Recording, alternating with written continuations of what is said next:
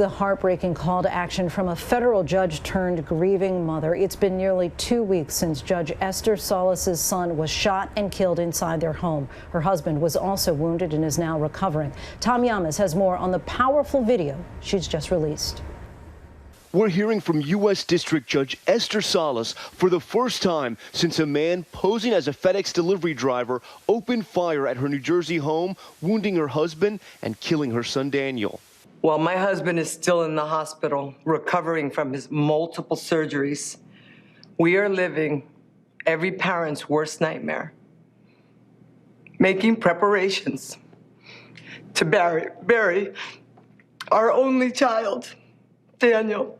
Salas describing her last moments with her son, who had just celebrated his 20th birthday with a small celebration of friends and his parents. But as the afternoon progressed, it was time to clean up from the weekend festivities. Daniel and I went downstairs to the basement, and we were chatting, as we always do. And Daniel said, "Mom, let's keep talking. I love talking to you, Mom." And it was at that exact moment that the doorbell rang. And Daniel looked at me and said, "Who is that?" And before I could say a word, he sprinted upstairs. Within seconds, I heard the sound of bullets and someone screaming, "No!" Authorities say Roy Den Hollander, a self-described anti-feminist attorney, was targeting Salas when her son opened the door that night. Daniel, being Daniel, protected his father, and he took the shooter's first bullet directly to the chest. The monster then turned his attention to my husband and began to shoot at my husband, one shot after another. Mark was shot 3 times.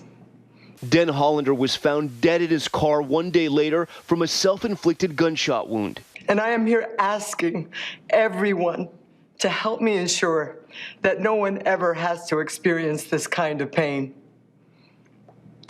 We may not be able to stop something like this from happening again, but we can make it hard for those who target us to track us down. Judge Salas speaking out to honor her son, but also to demand change, saying she wants to make it harder for judges' home addresses and personal information to be obtained. As federal judges, we understand that our decisions will be scrutinized, and some may disagree strongly with our rulings.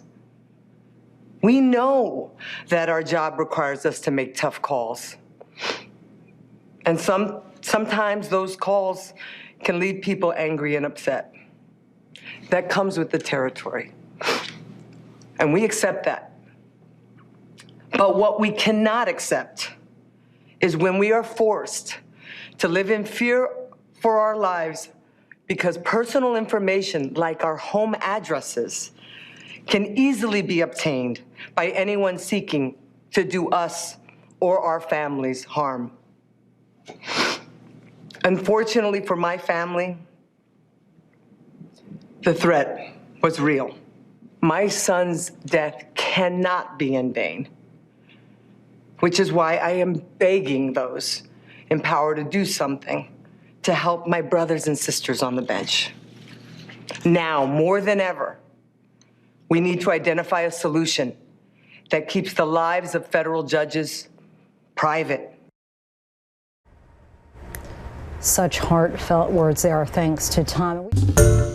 Hi, everyone. George Stephanopoulos here. Thanks for checking out the ABC News YouTube channel. If you'd like to get more videos, show highlights, and watch live event coverage, click on the right over here to subscribe to our channel. And don't forget to download the ABC News app for breaking news alerts. Thanks for watching.